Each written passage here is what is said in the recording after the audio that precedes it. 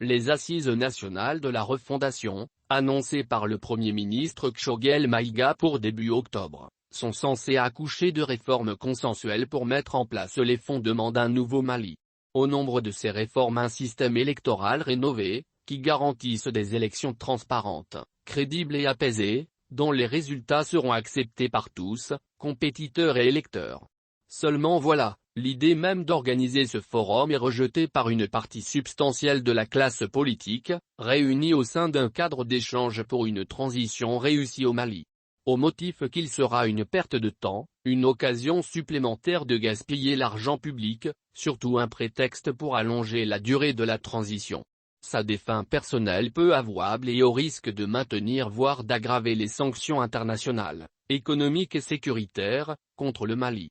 Chose inacceptable pour ce mouvement qui revendique près de 80 partis et regroupements politiques. Dans ces conditions, sauf retournement de situation hautement improbable, les assises sont compromises avant même de se tenir. Leurs conclusions n'engageront que ceux qui y auront participé et ce serait un miracle si une nouvelle contestation de rue ne s'installe dans le pays, qui pourrait remettre en cause le processus électoral de retour à un ordre constitutionnel normal et ouvrir la voie à des lendemains plus douloureux que la situation actuelle. Face à cette perspective qu'aucun esprit sensé ne saurait souhaiter pour le Mali déjà si durement éprouvé, il serait raisonnable et pertinent d'aller vers des élections référendaires, présidentielles et législatives sur la base du dispositif électoral existant, en y apportant les améliorations nécessaires pour crédibiliser au mieux ces scrutins.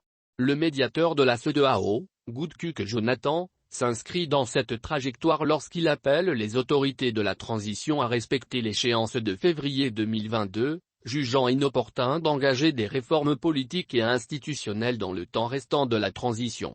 Un message qui est mal passé auprès de Choguel Maïga. Le chef du gouvernement est plus que jamais déterminé à organiser ces assises, n'hésitant pas, pour ce faire, à remobiliser la jeunesse de M5 RFP qui promet d'être à ses côtés pour faire triompher le projet.